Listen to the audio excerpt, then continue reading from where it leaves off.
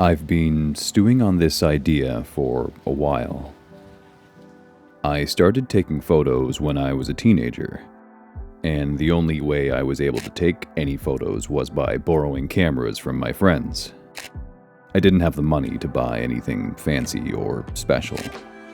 Early on, I basically only had access to tiny point-and-shoot cameras with low megapixels and basically no low light performance.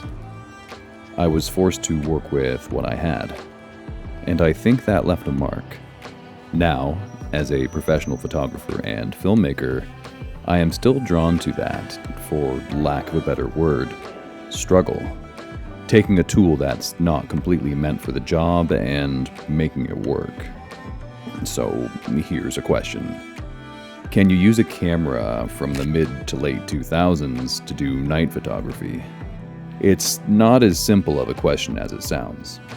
It really depends on your camera, your settings, and your circumstances.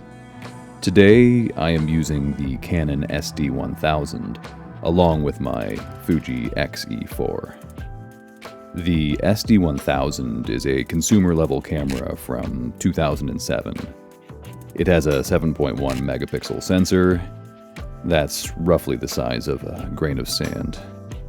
Every single cell phone that has come out in the past 5 years, within reason, has a more capable sensor than this camera. But that's not the point. The point is that I've given myself an intentional barrier, a set of rules, and the willingness to go out in the rain and achieve those goals. The photos are what I've been calling good, bad photos. They're not technically good by some basic tenets of photography. The subject matter isn't always clearly defined. They're not clear, they're grainy, pixelated, and, as some would say, bad. But what I think makes them good bad is that they were taken with intention. Intentional barriers and intentional outcomes.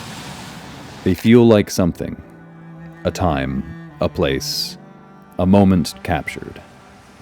It's something that I think about a lot. I even find myself scrolling through the used camera market to find cameras that are less good than equipment that I already own. And it's something that I find difficult to shake. I currently own modern Sony and Fujifilm cameras for both my filmmaking and photography career. They, at this point, feel like an extension of my mind and body. Fluid. Comfortable. And yet, that draw, that feeling that I need to try to do more with less, persists. And I know what some of you are thinking. Why not just use the gear you have? And yeah, I could have taken any of these with my Sony a7 IV, my Fuji X-T5. They would have been sharper, higher resolution, better clarity, less pixelated.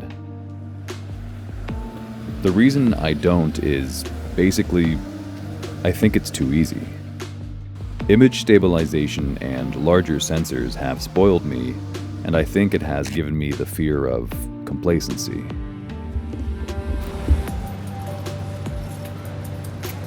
And that fear has driven some of my creativity. It's given me inspiration.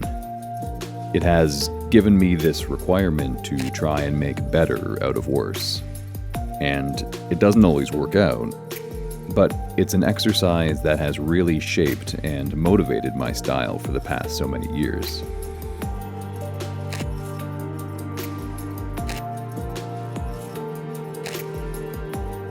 So, can you take night photos with a Digicam from 2007? You can.